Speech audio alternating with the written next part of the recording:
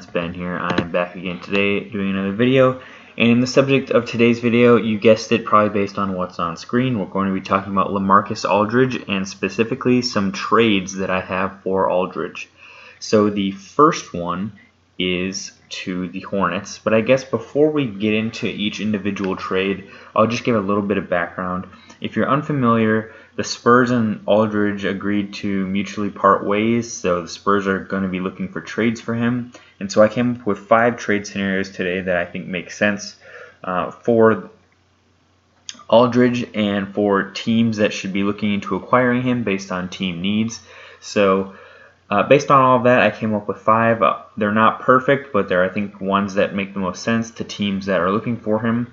And what's interesting is Aldridge's value isn't necessarily very high at all. He's an expiring contract. He's 35. He's barely been playing this year. He hasn't been playing that.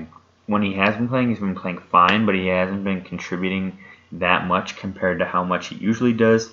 So his trade value is definitely lower than it might normally be. So that's what led to some of these trade scenarios. So in the first one, I have the Spurs getting Biyombo back, Cody Zeller, along with 2 second-round picks, and then Nick Richards. Basically, considering that Biyombo and Zeller are expiring contracts, to me they're kind of just cap filler. And then, so the trade to me is really like Nick Richards, who's like they're gonna take a flyer on and see if he is anything, and then also the 2 second-round picks for Aldridge. And then the Hornets could really use a much more solid low post presence, so I think that's what Aldridge gives them, and they'll be well positioned going forward. So in case they make a playoff run, like they'll have a really solid 5 to me of something like Bridges, Ball, Rozier, Hayward, and Aldridge. That's a really solid closing 5 to me. Next, I have them going to the Knicks, and you're going to see a lot of teams on this list that are the kind of team that are looking for. They're these teams that are doing better than they expected to be doing, and they're going to try and solidify a playoff push. So much like the Hornets, I have the Knicks here. And basically, instead of 2 first-rounders, or instead of 2 second-round picks, I just gave them 1 first from the Clippers. And Frank Ntilikina, he still a pretty young guy, and he might do something interesting for the Spurs if they decide to re-sign him. Nerlens Noel's an expiring deal, and if they like him, they can try and bring him back.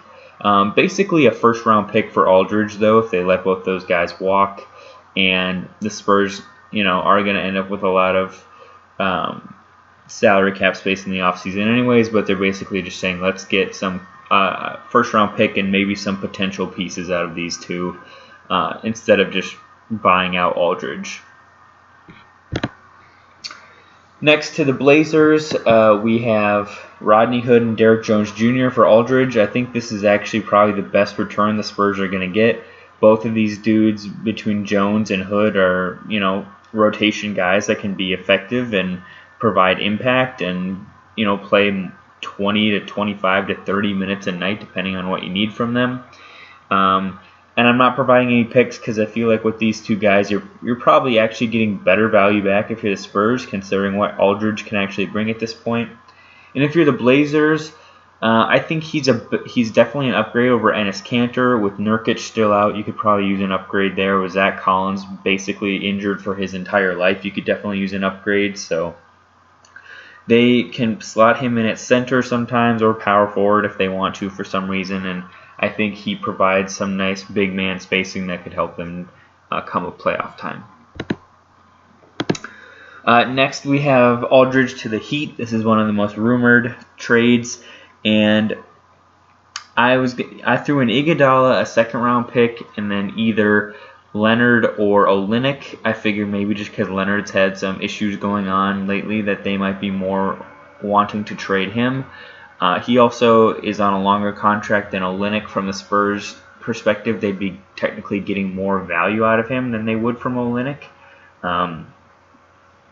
So that's why I threw him in the deal instead of Kelly. And then second round pick just to kind of sweeten the pot. And then Iguodala can be a nice locker room leader presence for the Spurs. As far as the Heat go, they could use Aldridge could be a nice backup to Bam, or actually could play alongside him and just provide another veteran leader that would fit into that Heat culture really well. So when you consider those items, and he's not going to be asked to be like the main scorer either, he could slot nicely into like being the 4th or 5th option. I think the Heat make a lot of sense for him.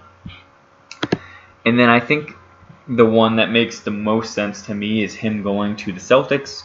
And because they have a trade exception, they barely have to trade any salary. So I just have them sending their 1st round pick this year and then Grant Williams back. Grant Williams is a young player who might have some promise depending on what the Spurs think of him. And then a 1st round pick is just always a good asset to be acquiring back.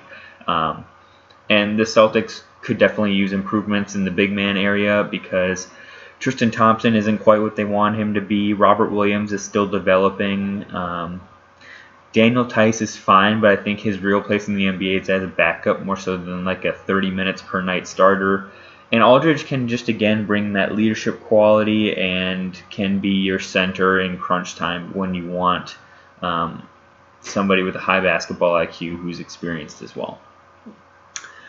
So there you go, guys. 5 trade scenarios for Aldridge. I hope that he gets moved soon or he gets bought out and signs with a new team soon. I'm excited to see it.